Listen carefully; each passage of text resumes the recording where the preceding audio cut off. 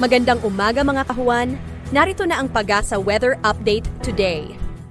Magandang umaga Pilipinas, narito ang latest sa lagay po ng ating panahon. Apektado pa rin ng Intertropical Convergence Zone ang buong Mindanao at ito po ay inaasahan pa rin magdudulot ng mga pag-ulan sa malaking bahagi ng Mindanao.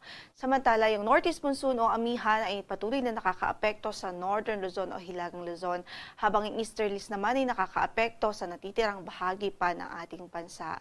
Para nga sa pagtaya ng ating panahon, asahan natin ang maulap na papawirin na may mga pag-ulan pa rin ho at pagkidlat pagkulog dito sa Bicol Region, maging sa Quezon Province at Aurora. Yan po ay epekto ng Easterlies. Samantala, yung mga pagulan na dulot ng amihan ay patuloy na mararanasan sa buong Cagayan Valley Region, maging dito po sa Apayao, Kalinga, Mountain Province at Ifugao. Sa natitirang bahagi naman ng Northern Luzon, asahan natin na isolated light rains o pulupulong mahihinang mga pagulan dahil din po sa amihan. At of course, makakaranas pa rin ng may kalamigang panahon, lalong-lalo na po sa madaling araw at gabi.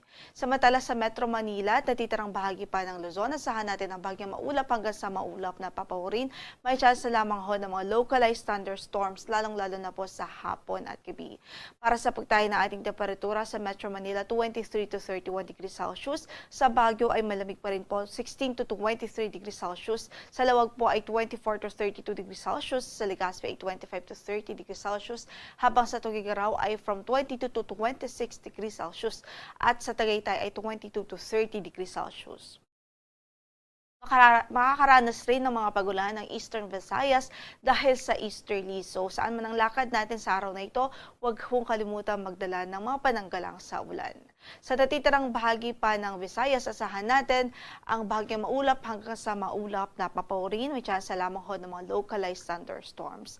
Dito naman sa Caraga, Davao Region, maging dito po sa Palawan Province, kasama po pala ang Palawan Province, sa inaasahan nating magiging maulap sa araw na ito at mataas ang chance ng mga pagulan dahil sa Intertropical Convergence Zone.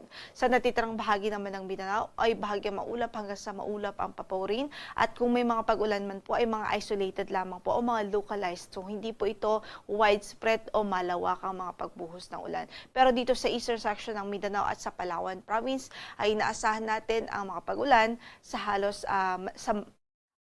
malaking parte po ng araw na ito. Yung mga pagulan ay mararanasan doon dahil sa Intertropical Convergence Zone.